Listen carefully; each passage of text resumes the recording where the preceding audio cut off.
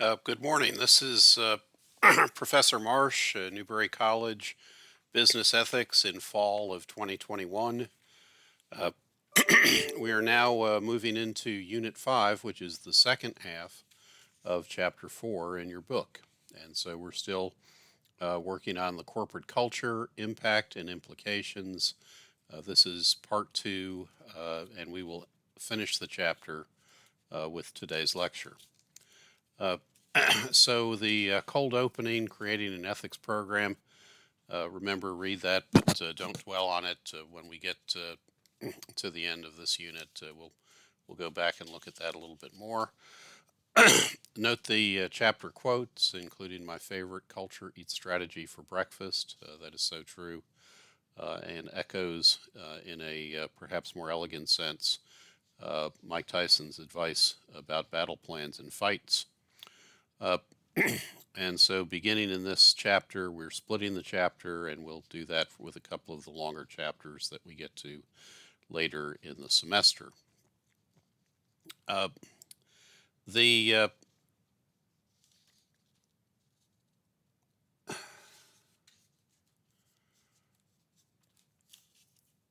the objectives for chapter 4. We had last time we looked at defining corporate culture, explaining how it affects ethical decision making. We looked at a compliance based culture versus a value based culture and looked at those two different theories and two different perspectives of corporate culture. Looked at the role of the manager of corporate leadership and also talked just a little bit about effective leaders versus ethical leaders. Now, today, we're going to look at the role of mission statements and codes in creating ethical culture, the role of reporting mechanisms, hotlines, ombudsmen, and that sort of thing, the role of assessing, monitoring, and auditing culture and ethics programs, and how culture can be enforced via government regulation. So, what happens if the business doesn't take care of its own business? The government might step in. So, let's move on to mission statements, where the organization is trying to define its values and practices that will promote a healthy culture. Then we'll look at oversight, internal facilitators, management responsibilities, and the role of society, including government. Okay, the role of mission statements and codes in creating an ethical culture. A corporate code of conduct. Step number 1. What is your mission? What do you stand for? How about a little piece of integrity in this world that is so filled with greed and a lack of honorability that I don't know what to tell my kid except take a look at some guy who isn't shouting, "Show me the money." Did you know he's broke? He's quietly broke. He's broke and he's working for you for free. And this is where the Renee Zellweger character in Jerry Maguire really kind of closes the sale on the Cuba Gooding character and his wife. And this is a good summary of the ethical issues and the importance of a mission statement in Jerry Maguire.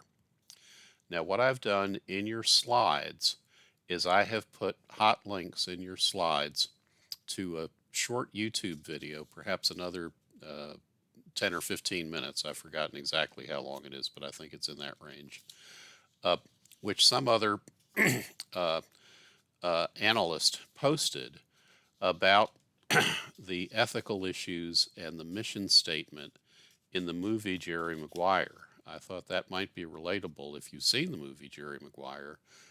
Certainly, with the large number of athletes that we have in our class, and with the interest that many of you have in sports management, this is probably the greatest movie ever written about sports management, ever filmed about sports management. And the writer and director, Cameron Crowe, who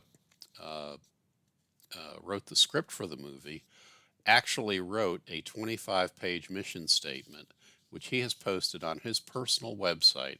And there's a link to that also. Now, that might be, getting pretty deep in the weeds just for this course, but for those of you who have an interest in the sports management business, it's a really interesting take on the difference between a customer approach and a revenue enhancement approach uh, for sports agents and management companies versus a fiduciary approach. And I think it illustrates it perfectly. So, for those of you in sports management or thinking about it as a career, uh, this is something that I think you will find very relevant. And if you've never seen the movie Jerry Maguire, what's wrong with you? Go find a copy of it and watch it. It is very entertaining. Tom Cruise, Renee Zellweger, Cuba Gooding. Cuba Gooding won an Oscar for his role. Uh, it was a tremendous movie, and it introduced the saying "Show me the money" to the American culture. What was the importance of the mission statement? If you look at the movie, you'll hear the Tom Cruise character, Jerry Maguire, keep saying throughout the movie, it was only a mission statement. What had happened is that in the movie, Tom Cruise, who is, you know, the most famous and perhaps the best known, kind of like Scott Boras is in baseball today, the most famous sports agent uh, who had all the A-list athletes as clients, and he had a crisis in his own values versus the values of his organization. He was concerned that when one of his hockey players was injured and he went to the hospital to visit him, and the family were begging the hockey player, you know, not to get his fifth concussion, to go ahead and hang up his skates and leave it and do something that'll, you know, keep him alive and healthy. And instead, he and Jerry Maguire are talking about how soon he can get back out on the ice and start, start playing again and risking his life and health. And Jerry Maguire was shamed by the young child in that movie and went back to his hotel room and wrote this mission statement. And he presented it. He went to an all-night printer and made a copy of it for everyone in his company and put it in all of their little mailboxes at the internal mailboxes at the office. And the next day he was fired because he was telling his organization that valued nothing as much as increasing revenues and making more money, that they should spend more time and look out for their clients more, and perhaps even at the cost of making less money. So uh, that's uh, that's basically the plot of the movie, and then you can read what's in the in the PowerPoint presentation and get some more information and look at the links. And I do think it's worthwhile, particularly if you've seen the movie, to see the video. And if you haven't seen the movie, I would recommend that you do see it and then watch the video. Uh, so so on and so forth. That's probably the most famous mission statement in American entertainment. Let's go on to continue on with a corporate code of conduct. So, step one, what is your mission? Step two, can you clearly define your mission? Step three, what are the clear steps to create this cultural change? And step four, how do you create and reinforce belief throughout the organization that the culture is possible and achievable? And let me just also say, in being fair about the movie Jerry Maguire, if you write a 25-page, single-spaced mission statement, one, most people aren't going to bother to read the whole thing, and two, it's probably not clearly defined, and there probably are not clear steps, and it's probably not possible and achievable because it's too damn complicated. And so, really, what you should do is to make sure that as you do a mission statement, to balance the description of your business and the effective steps with some concern for your readers to make sure that you can communicate as concisely and clearly as possible. So, okay, let's go through the steps. After you define your mission, how do you clearly define it? After you define it, how can you determine clear steps to reach it? How can you change from what you are to what you aspire to be, step by step? And so it requires, again, some moral imagination, imagining not only where you want to be, but how you can get there, and perhaps what some of the intermediate steps might be along that road. And then finally, how do you get the buy in throughout the organization? Uh, you won't change the culture to what you want unless the members of the organization believe that the culture you want is both possible and achievable. If Jerry Maguire had said, I'm going to help athletes as their agent and never charge them a dime, then no one would have worked for him. It's not sustainable. Uh, he'd go broke. He'd be out of business, even if he was temporarily broke.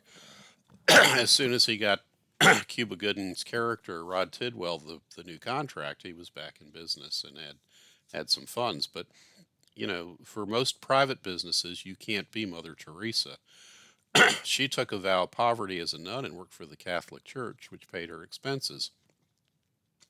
The ethical problem for Jerry Maguire wasn't the fact that he was charging his clients. The problem was that he was maximizing commissions, and that his whole organization was, and that had caused the agents at his old firm to lose sight on issues of human decency. How did they become whole people? Because they weren't. They were just basically cash registers. They were all hypes and slogans designed to hook new clients and keep them coming back for new deals. It's ironic, and deliberately ironic, in the movie that the catchphrase of the movie is "show me the money," because the message of the movie was really, in truth, show me the love, show me the respect, show me you care, and the money will follow.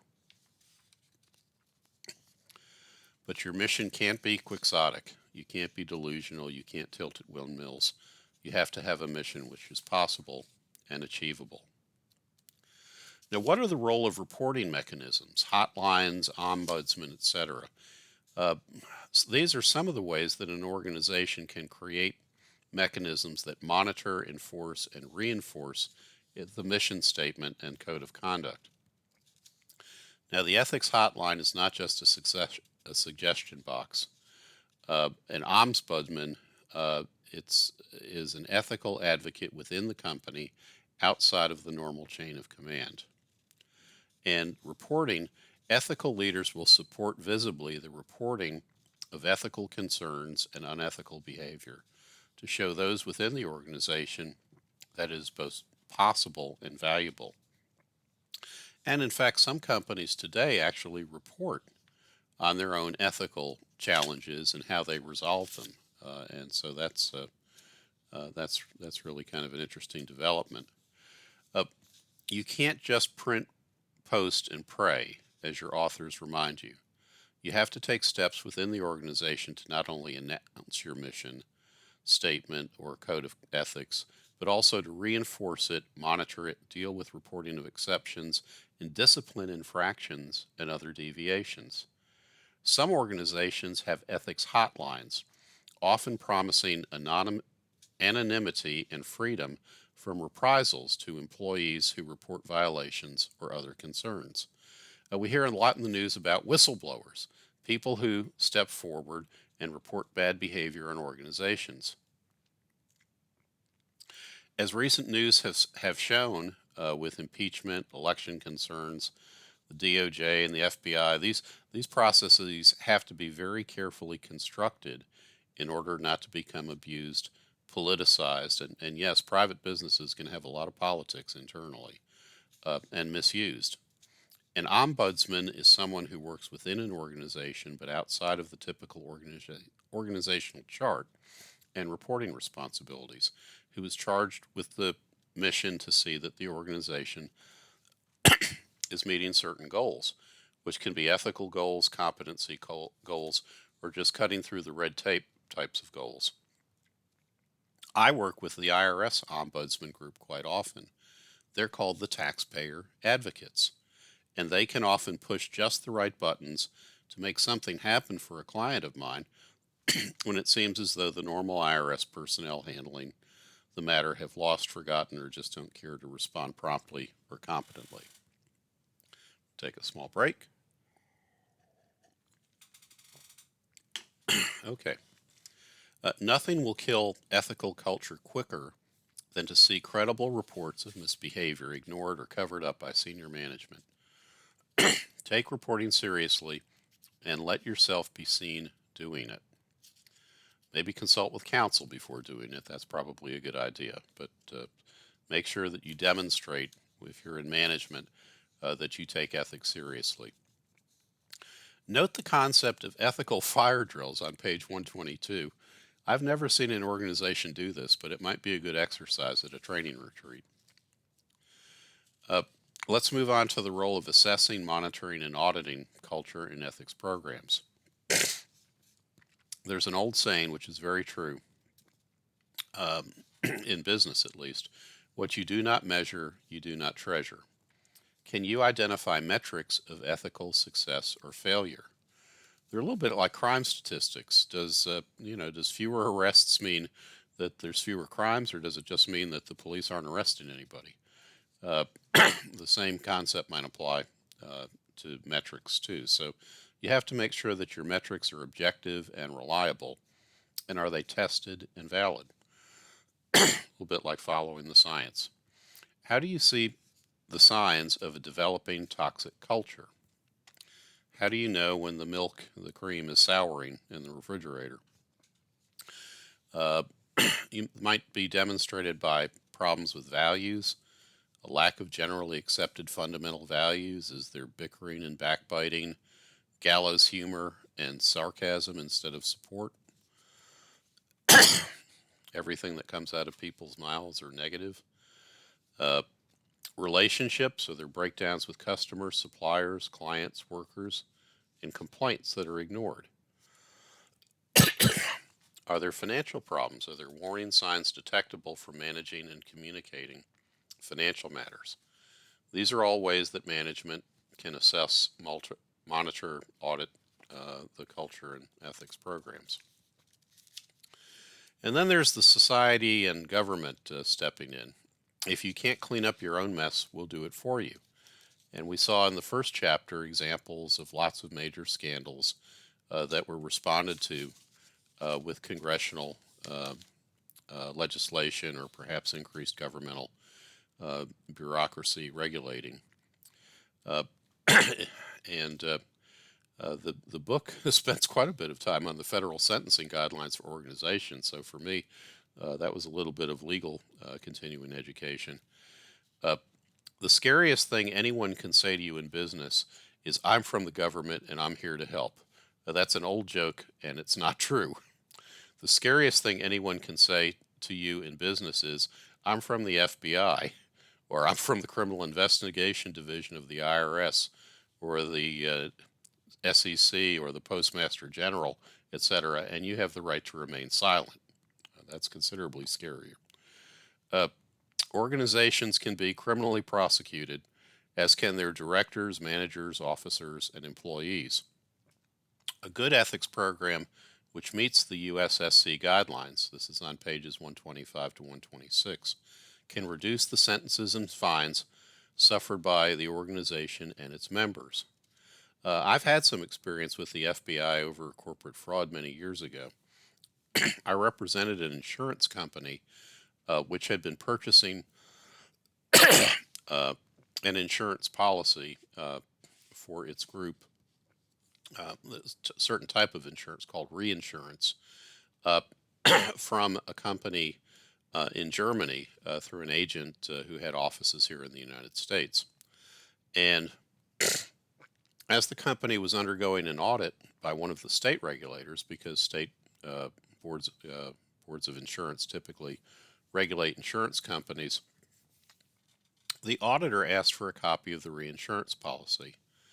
And so my client provided the reinsurance policy, and the state regulator was very surprised when they called the foreign country to talk to them to find out that the policy that our client had been purchasing was photoshopped by that agent, and that that agent had collected over $25 million in reinsurance premiums.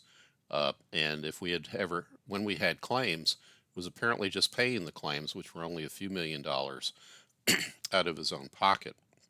And so what we did is we hired a private investigator, a firm that was made up of former FBI and former IRS criminal investigators, and went to just watch that particular agent to make sure that he didn't leave anytime soon.